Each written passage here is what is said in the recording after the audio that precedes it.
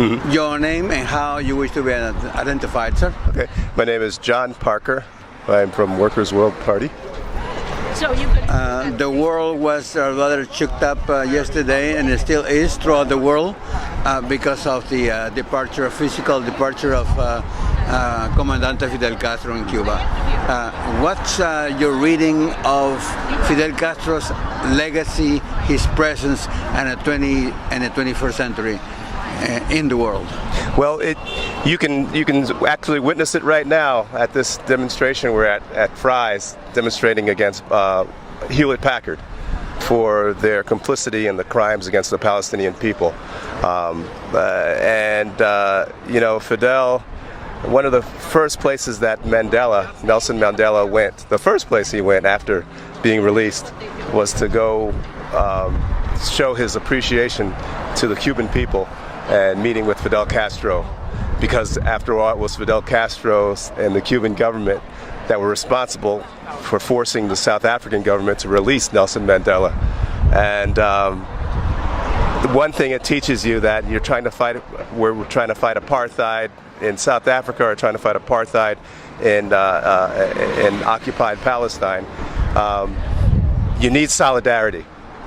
And that's one thing that Fidel taught the world, that solidarity cannot be compromised. You cannot throw your friends and your allies under the bus.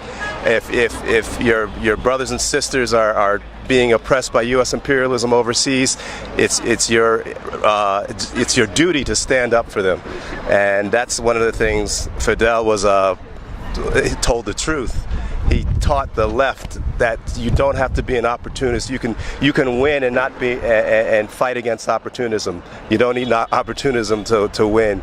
You need justice. You need solidarity, just like the solidarity he showed when the people of Katrina were being destroyed by a so-called natural disaster and benign and neglect by the U.S. government.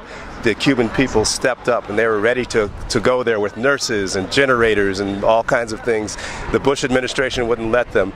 And the same in Africa, when they needed troops, when the Angolans and the Namibians needed troops to stop the assault of the U.S. and South Africa against their people, Cuba sent 36,000 troops over there to defeat the South Africans.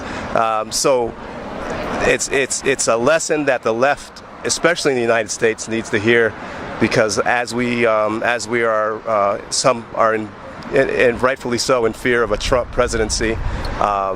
We know that the way to fight that is to build unity, and you build unity by building solidarity. And so we look up to Fidel Castro as the glue to keeping our movement strong and international solidarity strong, and to being victorious, as Fidel was victorious in defeating U.S. imperialism. A group of radio programmers in Los Angeles is organizing a tribute to Fidel Castro on December 3rd, Saturday, December 3rd.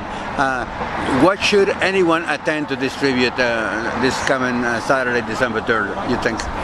Say that, I'm sorry. Why should people come to the tribute to Fidel Castro on December 3rd in LA? Mm-hmm. Why should they come to the tribute?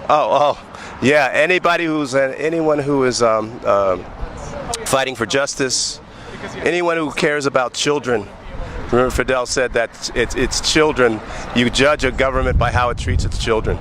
Anyone who cares about any of the issues that are going on today, the economic repression that's going on against us right now, the police killings, the attacks on women, the attacks on trans, LGBTQ people, anyone who's concerned about that needs to come and help push up the message of Fidel Castro and the Cuban people, that message of fight back, a message of not giving up, and a message of inspiration for our children and for anyone who's fighting for justice.